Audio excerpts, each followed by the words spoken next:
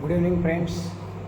Today we are going to discuss very interesting topic, that is nowadays Russia's president is in India to discuss bilateral issues between the both of countries.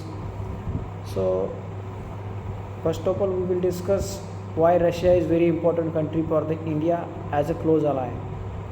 So if we see in history that since the 1960, when it was USSR, that time USSR was the key supplier of arms and weapons for the India since 1960. That mainly it was providing fighter tanks, battle tanks like MiG series, MiG 21, and battle tanks and missile systems, and which became the backbone of Indian armed forces till today. Like even today, India India's largest arms and weapon supplier country is Russia. So because of that, India is totally mostly depend on the Russia in the weapons for the for the integrity of the country.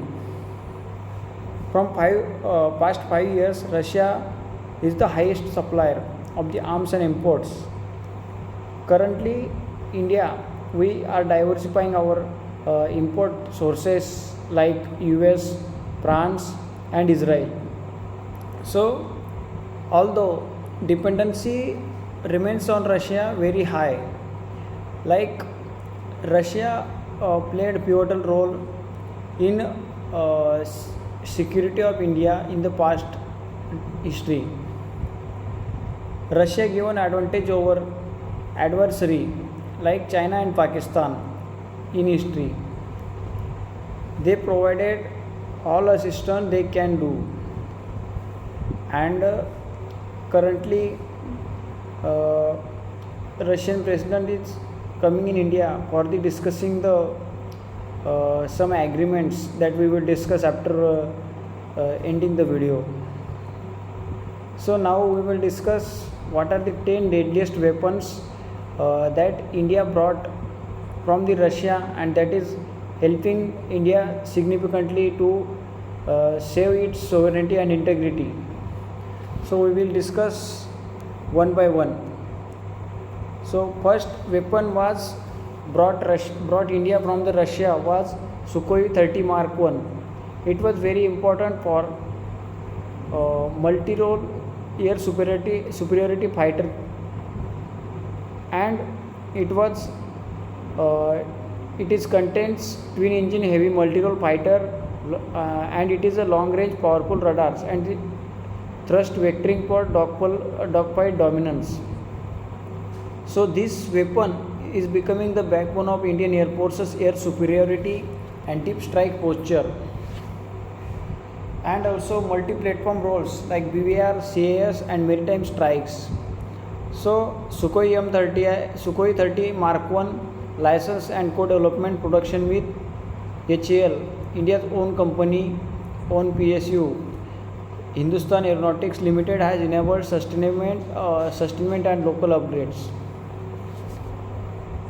Second number weapon which India brought from the Russia was S-400 Triumph. It is the long-range surface-to-air missile system which we are getting advantage for India against the adversary of Pakistan. We are deployed this weapon in the border areas near to Pakistan, and some areas also against the China. It is a multi-layered air defense system, engages aircraft, cruise missiles, and ballistic missiles out to very long ranges. And now we've seen during Operation Sindoor, India deployed it and destroyed the terror campus in the Pakistan through the S-400 defense system. And also it was played major role in the deterrence and uh, against the air defense against the Pakistan during Operation Sindhu. It is a major strategic deterrent uh, against our biggest enemy Pakistan, and raises the cost of hostile air operation and strengthens integrated air defense. It is also playing plug and play with Indian air defense architecture, political and logistical signaling in geopolitics. Talking about third weapon, third naval fighter, naval carrier, we can say that are the small islands, we can say, for the India in the navy, in the sea route, that prevents our country through the navy. So INS Vikramaditya was the best weapon we got from the Russia. It was large stowber carrier providing India fixed wing naval aviation reach and carrier battle group capability. It mainly extends maritime power projection. That is why we can say Indian Navy is a blue water navy, and also it is very helpful in the blue water operations of the navy, Indian Navy, and also maritime strike and controlling the sea, which is Indo-Pacific Sea.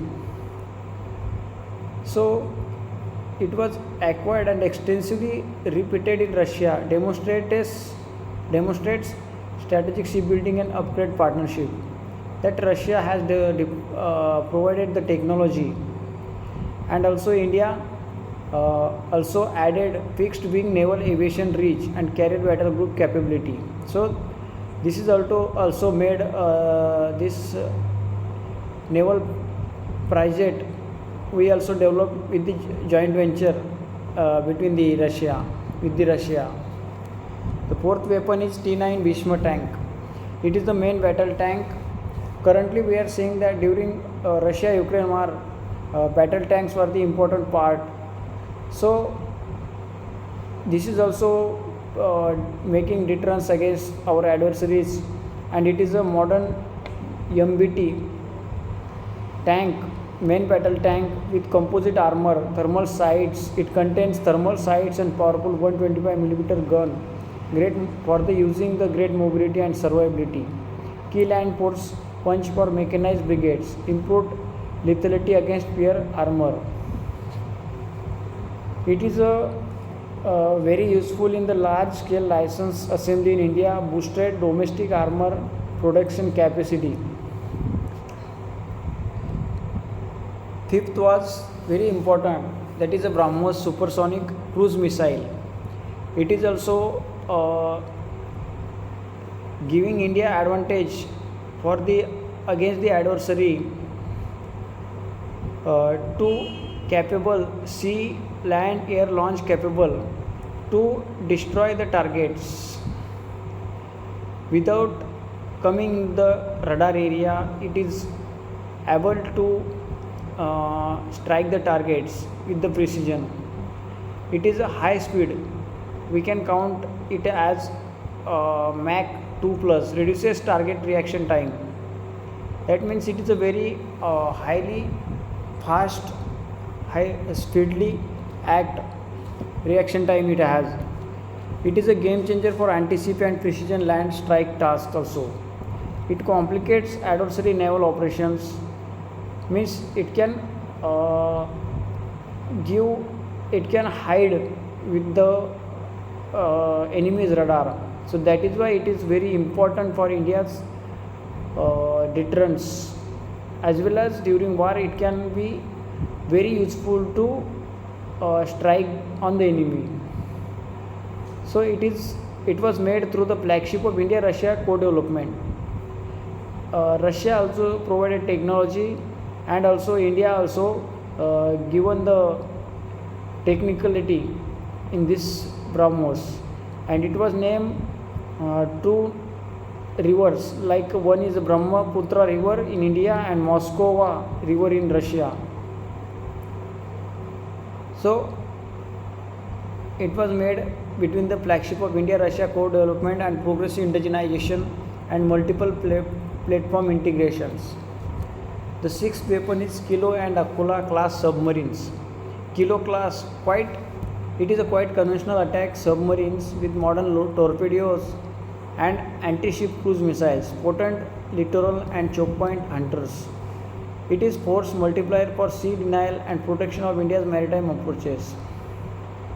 If we talk about Akula class INS Chakra, it is a nuclear powered attack submarine leased for training. It is also very important for India's naval defense, naval security. The seventh is very important, MiG-29K. It is an agile superiority fighter and multi-role asset for quick reaction and point defense roles. Upgrades radars, avionics weapons, extended service life and enabled modern VVR and guided weapon capability. It is also very useful as a complementary platform to heavier Sukhoi 30 fleet, fills flexible quick reaction roles. Another weapon we got from Russia was Mi-17 helicopters. It was very useful for Indian armed forces in the transport and utility helicopters. So it is, if we talk about specifications or features of this weapon, is heavy lift and multi-role helicopter.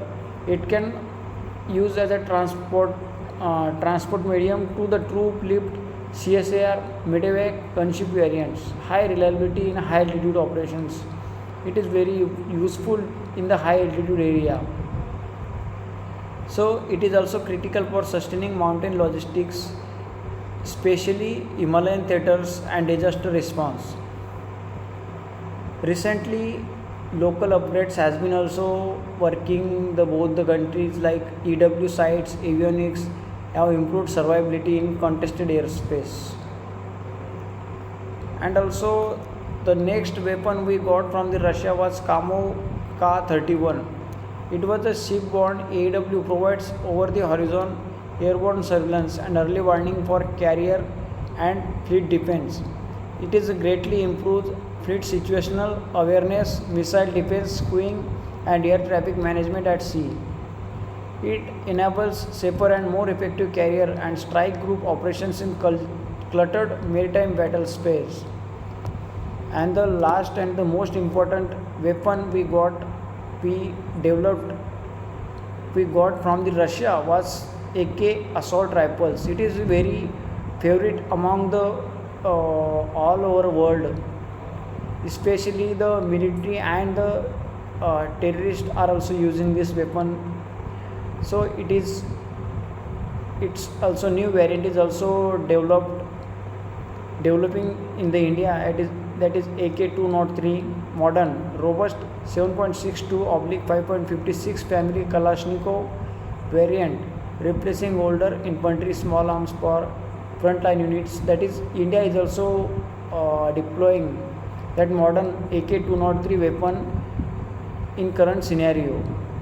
It is a large scale licensed production in India, like Make in India joint venture is also producing this weapon, boosts infantry lethality and logistics self-reliance. It is very important for counter-insurgency areas, high altitude warfare and standardizing small arms across forces. So that was 10 weapons we discussed, very important for the India's security purpose. And currently President Putin is also in India for discussing some agreements, and since Ukraine war has started, it is the first visit after the war of the President Putin is in India. So it is very important, it will be very important visit in perspective of the India-Russia relationship. Also, it is just showing the sign of true relationship between the countries, because nowadays US is also imposing tariff, penalty tariff on India against the buying the Russian oil from the Russia. But from this visit we can get some key takeaways, that are the Russian President Putin is also told or said in his address that between the Russia and Ukraine war, India is not a neutral country and it is on the side of peace. That is also told by the President Putin. He also told that between the both of the countries, the bilateral trade is currently 67 billion around.